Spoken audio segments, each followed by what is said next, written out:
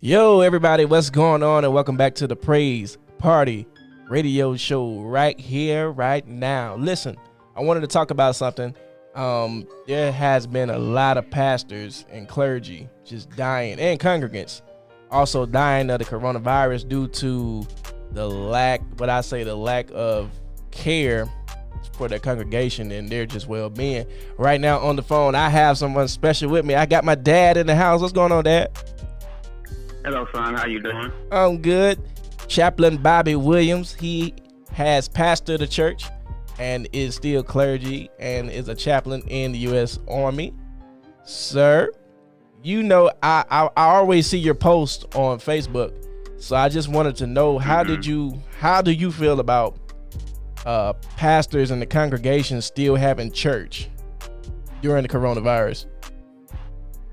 I feel like the pastors should adhere to the law, and as they adhere to the word of God, which means that they should be good shepherds of God's flock. And so while adhering to the law and adhering to the standards of safe distancing, and also pursuing and researching the very guidelines that will make sure not only themselves are safe, but their congregants. Right. But I believe, in my opinion, is that they should not have services until this particular COVID-19 pandemic crisis is over, and continue to provide ministry by other means such as live streaming, and of course, as some ministry have decided to do, the parking lot services that will ensure the safety of their congregants, and also where they can, in a manner which they still can be ministered to and still have genuine worship. Yeah. So what would you say about the pastors and the churches that still are having church? Because I think it's a good 10, or it might be more states. I say Florida, Michigan, New Mexico, Delaware, Ohio, Texas, West Virginia, and Maryland. They have a shelter in, but they have dubbed religious activities and religious events exempt from that. So knowing that, would you still continue to have it, or would you still just go off of, the coronavirus is still getting serious, we still don't know what's going on, how about we just continue to do everything virtually? How would you do it, knowing that you are shepherding a flock?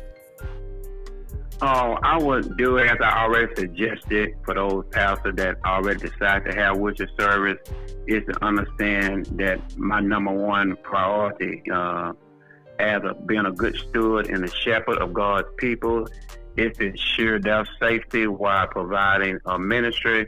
So even those states where the law may still give them some flexibility to having worship, and so I would say they should still provide ministry within that particular context, then also use wisdom in making sure that their people are safe, and make the necessary adjustment accordingly, such as some states still allow the minimum of 10 individuals to congregate in a particular setting. And then, of course, that can apply, as some are doing within the church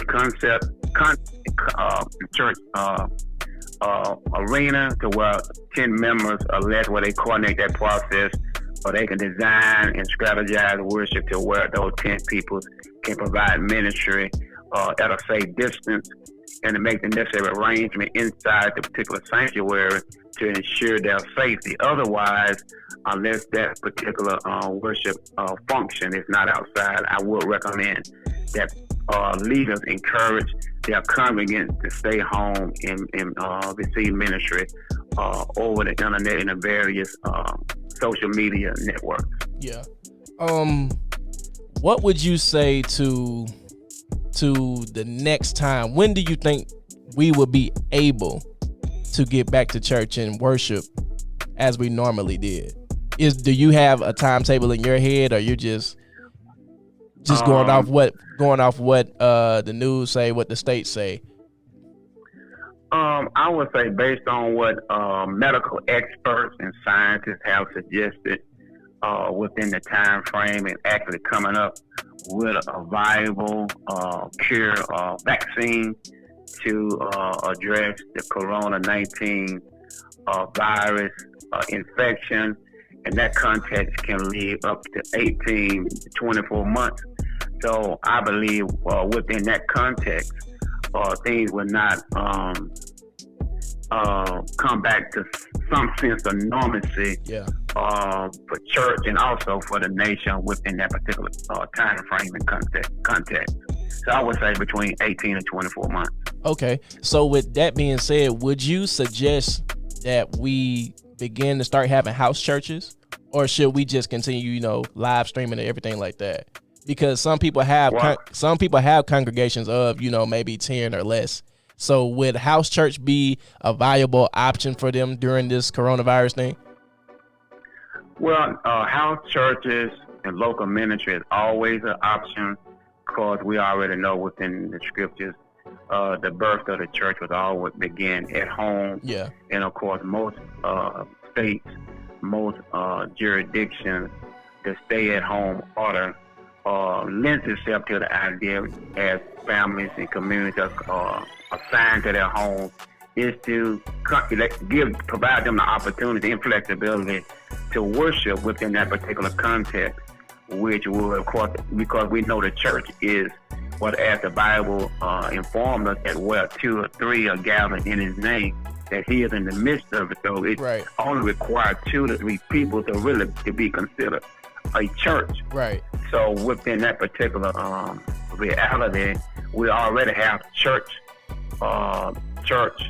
in that sense, but just it's not formalized. So I would say we're going to continue to move forward with the social media live streaming and worshiping over using technology, and also take advantage of the opportunity in which the assignment at home, the restriction at home have provided us to still have worship in that particular context. So I would say yes. Okay. Dad, you want to shout out any of your ministries or anything that you're doing right now before we go? Oh, I just want to give shout out to the Total Life East Center Ministry, where we put emphasis on spiritual growth and development. And our aim, our goal, and our passion is the development of the believer, also an outreach to the community in which the Lord has assigned us. Dad, appreciate you so much. Y'all, we're going to face some... I love you. You've done an excellent work. Keep doing what you're doing. And truly, God will bless you, and He will continue to do so. Thank you, Dad. Love you too. Y'all, we going to go pay some bills. We going to get back into this music. Yo, it's the Praise Party radio show. Let's get it.